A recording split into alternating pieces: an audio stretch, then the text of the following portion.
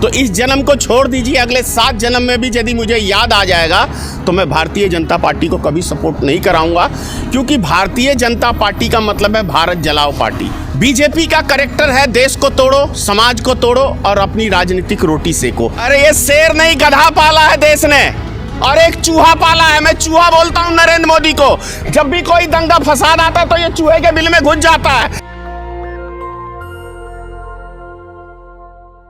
नमस्कार, मैं शंभू कुमार सिंह और आप देख रहे हैं नेशनल दस्तक। इस समय मेरे साथ एक खास मेहमान हैं। नाम है इनका धनेश्वर महतो। ओबीसी कम्युनिटी से आते हैं और पिछले 4-5 सालों से मैं इनको सोशल मीडिया पर फॉलो कर रहा हूँ। पहली बार मुलाकात हो रही है। क्या है इनका लक्ष्य? इनका एक पार्टी भी है, भारतीय मित्र पार्टी। लेकिन मैंने जो देखा है कि ये हिंदू हैं, हर वीडियो में जय माता दी बोलते हैं, लेकिन जो शोषण है, जो गैर बराबरी है, जो सरकार के ख़िलाफ़ जो एक चुप्पी है, इस दौर में जब तमाम टीवी, अखबार, तमाम पॉलिटिकल पार्टी के लोग चुप हैं, धनेश्वर महतो बोलते हैं। चलिए, आप नेशनल दस्तक पर भी इनको लगातार देखते ही होंगे। इनका अपना फेसबुक पेज है, वहाँ भी फॉलो कर सकते हैं। धनेश्वर जी, आप बीजेपी के ख़िलाफ़ क्यों हैं? सबसे पहले तो मैं आपके चैनल को बहुत बहुत धन्यवाद देता हूँ, आपको बहुत बहुत धन्यवाद देता हूँ कि आपका चैनल जो है देश की एक आवाज़ बन चुका है अभी के समय में। इसके लिए बहुत बहुत धन्यवाद देता हूँ शंभू जी आपको। मैं बीजेपी के ख़िलाफ़ क्यों हूँ? अच्छा प्रश्न है। मैं बीजेपी का सपोर्टर था 1999-98 के अंदर। मैं वाजपेयी जी के लिए बूथ कैप्चरिंग किया। मेरे पंचायत के अंदर 75% मुसलमान हैं। जब आपने पूछा है तो मैं बेदाग बोलता हूँ, उसमें मुझे कोई दिक्कत नहीं है।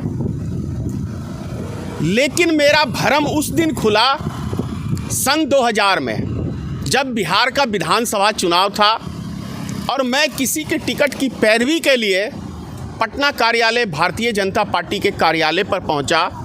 करीब 1.5 घंटे में उस कार्यालय में बैठा, क्योंकि जिनसे मैं मिलने वाला था वो मेरे ही कास्ट से थे और पूजा पाठ पे काफ़ी विश्वास करते थे। तो करीब 1-1.5 घंटा वो पूजा में व्यस्त थे। मैं ऑफिस में बैठा हुआ था। उस ऑफिस के अंदर सिर्फ एक ही बात चल रही थी, हिंदू मुसलमान, हिंदू मुसलमान। कैसे हम राइट कराएं ताकि भारतीय जनता पार्टी को वोट बैंक की राजनीति मिले। मैं उसी दिन कार्यालय से उठा और मैं उठ के चल दिया, और वो दिन है और आज का दिन है मैं भारतीय जनता पार्टी का विरोध करता हूँ। कहीं ऐसा तो नहीं आपको टिकट नहीं मिला और पहले आप क्रिमिनल थे? आपने खुद ही कहा है कि मैं बूथ कैप्चर करता था, तो एक ऑफेंस ही है, क्रिमिनल है। तो मतलब टिकट ना मिलने की वजह से मोह भंग हुआ या हिंदू मुस्लिम की वजह से? अब मैं बता रहा हूँ, भारतीय जनता पार्टी का मैं कभी सदस्य था नहीं, एक सपोर्टर था। और आप क्रिमिनल कह सकते हैं, एक जोश होता है जवानी का। मैंने किया है सो किया है। वाजपेयी जी के लिए बूथ कैप्चरिंग की है मैंने। लेकिन उसके बाद शायद अगले 7 जन्म में भी जब मैं बीजेपी का चरित्र पहचान गया हूँ, तो इस जन्म को छोड़ दीजिए, अगले 7 जन्म में भी यदि मुझे याद आ जाएगा तो मैं भारतीय जनता पार्टी को कभी सपोर्ट नहीं कराऊंगा, क्योंकि भारतीय जनता पार्टी का मतलब है भारत जलाओ पार्टी। क्या कैरेक्टर है बीजेपी का? बीजेपी का कैरेक्टर है देश को तोड़ो, समाज को तोड़ो और अपनी राजनीतिक रोटी सेको। जैसे अभी आप देख रहे हैं जहांगीरपुरी का कांड। क्या है ये? हिंदू मुसलमान क्या है ये?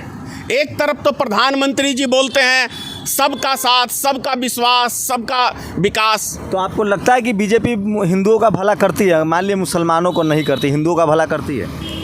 भैया, अगर यदि हिंदू का भला करती तो 1992 के अंदर 3000 आदमी शहीद हुए थे, उसके अंदर बाबरी मस्जिद के अंदर वो हिंदू ही थे।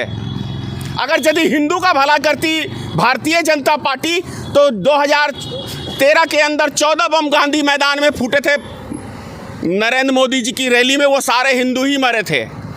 अगर जितने दंगे होते हैं हिंदू मरते हैं, तो हिंदुओं का तो ख्याल जो दंगे में मरते हैं उसका तो ख्याल रखती है। भैया, 2-2 लाख 3-3 लाख रुपए मोदी जी ने कहा था, उसमें जो मरे थे बम विस्फोट में 5 पैसा उन्होंने नहीं दिया। तो अगर दंगाइयों को मोदी जी पैसा देने लगे तो फिर बीजेपी तब तो ठीक हो जाएगी, हिंदुओं का पक्षधर हो जाएगी। दंगाइयों को पैसा दे या ना दे, मेरा ये प्रश्न था कि बम विस्फोट हुए, 14 बम फूटे, उसमें हिंदू मारे गए, इन्होंने ही कहा था कि हम उनके परिवारों को मुआवजा देंगे। मेरा सवाल सुनिए धनेश्वर जी, आप ओबीसी कम्युनिटी से आते हैं, आप कट्टर हिंदू हैं, बीजेपी आरक्षण विरोधी है, बीजेपी प्राइवेटाइजेशन करती है, सरकारी नौकरियों के खिलाफ है, बीजेपी शासित राज्यों में सबसे ज़्यादा सवर्णों को नौकरी मिलती है। आप कह रहे हैं कि बीजेपी हिंदू के पक्षधर पार्टी है, एससी एसटी ओबीसी भी तो हिंदू है, मैं भी हिंदू, मुझे तो नौकरी नहीं मिल सकती है। डॉक्टर इंजीनियर प्रोफेसर आरएसएस का कोई हिंदू दलित पिछड़ा आदिवासी नहीं बन सकता हेड, तो कैसे हिंदू समर्थक पार्टी हो गई? मैंने कब कहा कि भारतीय जनता पार्टी हिंदू समर्थक पार्टी है? मैं तो कहता हूं उनको वोट बैंक के लिए, उनकी लाश के ऊपर भारतीय जनता पार्टी राजनीति करती है। ये हिंदू को समझ में नहीं आ रहा हमारे, और ख़ास तौर से आरएसएस।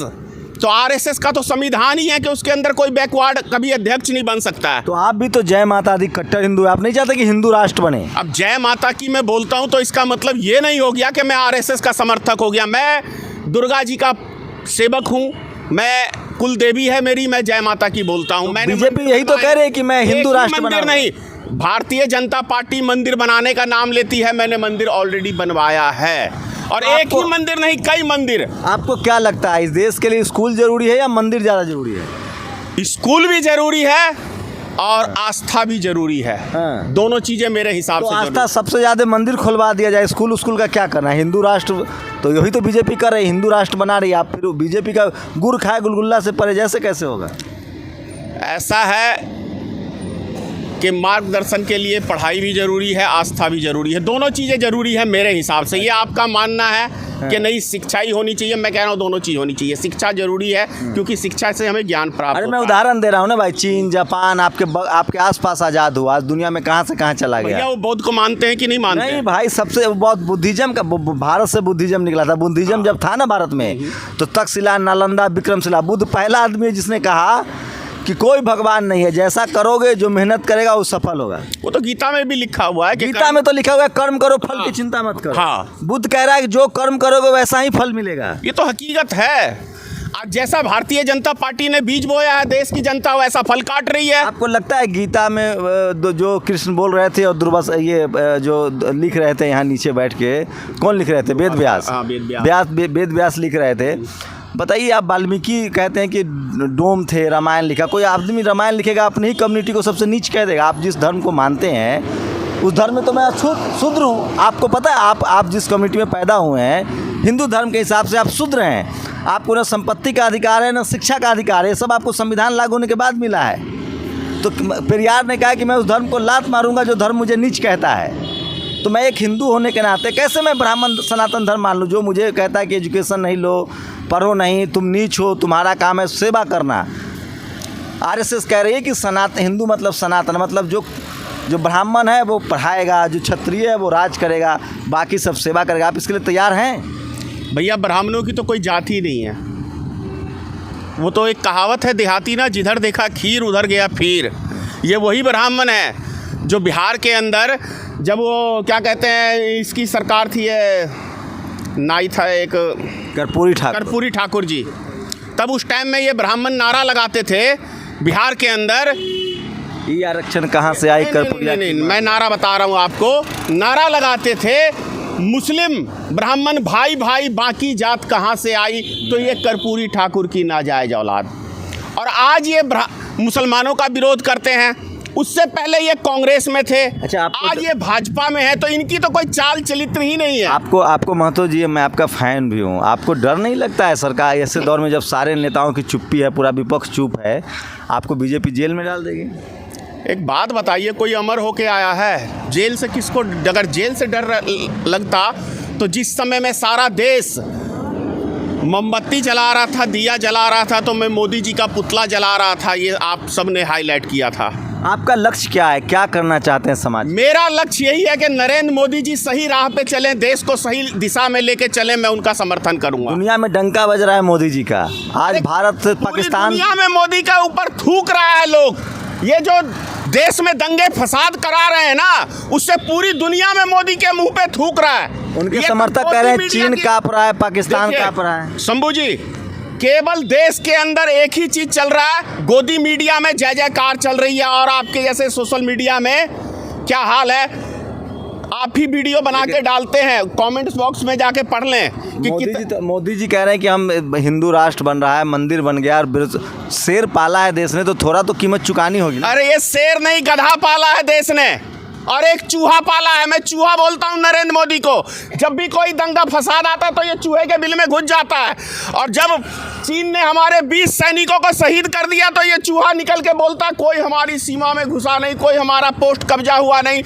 तो 20 सैनिक हमारे जो शहीद हुए किसने किए?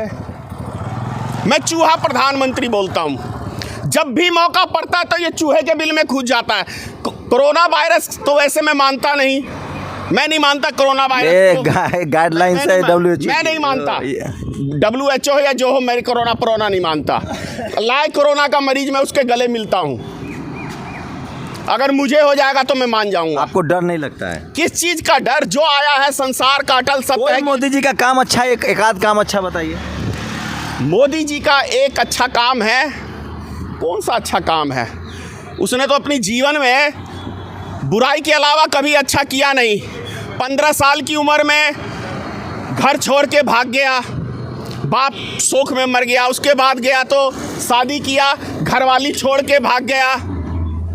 अच्छा, योगी मोदी में आपको कौन अच्छा लगता है? चोर मौसेरे भाई की आप तो बात कर रहे हैं। अच्छा, अरे भैया, योगी आदित्यनाथ ये वही व्यक्ति है जो बाप मर गया उसके दाह संस्कार में नहीं गया, तो इससे ज्यादा निकम्मी औलाद कौन सी होगी? मोदी जी ने बीवी बच्चा छोड़ा देश के लिए, योगी जी ने छोड़ा पर बाप के श्राद्ध में नहीं गए। संविधान में लिखा हुआ है, किसी शास्त्र में लिखा हुआ है कि भैया देश के लिए मैं अपना बाल बच्चा छोड़ दूंगा, मैं 1000 बारी लात मार दूंगा कुर्सी को, लेकिन अपने बाल बच्चे को, जब मैं अपने बाल बच्चे का नहीं हो सकता हूं तो देश का कैसे हो सकता हूं मैं? यदि जो व्यक्ति अपने घर परिवार का नहीं हो सकता वो देश का हो जाएगा? वो सत्ता का लोभी व्यक्ति है। मोदी जी सत्ता के लोभी आपने अभी बड़ी अच्छी, बिल्कुल सत्ता का लोभी है। तब तो 2002 के अंदर गुजरात दंगे कराए, साबरमती में आग लगवाई।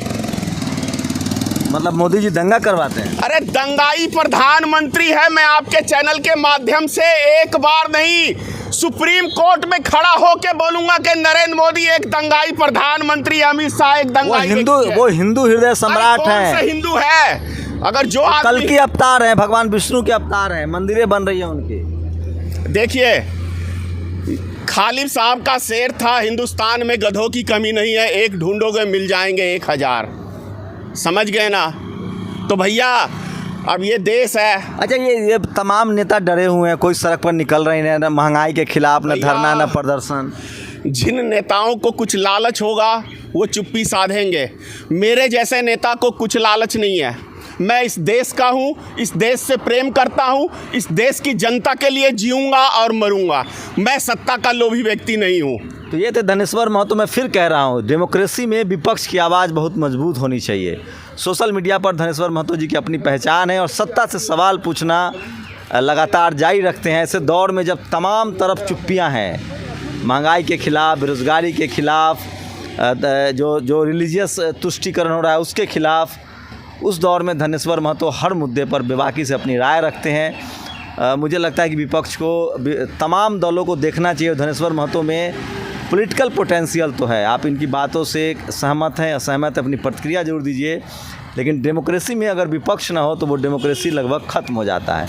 आप लोग की क्या प्रतिक्रिया, अपनी प्रतिक्रिया जरूर दीजिए। शंभू कुमार सिंह, नेशनल दस्तक, दिल्ली। नेशनल दस्तक की आपसे गुजारिश है कि अगर इसको बचाना चाहते हैं तो नेशनल दस्तक को सब्सक्राइब करने के लिए रेड कलर के सब्सक्राइब बटन को दबाएं, फिर बेल आइकन की घंटी दबाएं। नेशनल दस्तक को बचाने के लिए बहुत ज़रूरी है कि हर खबर को शेयर करें, लाइक करें, कमेंट जरूर करें।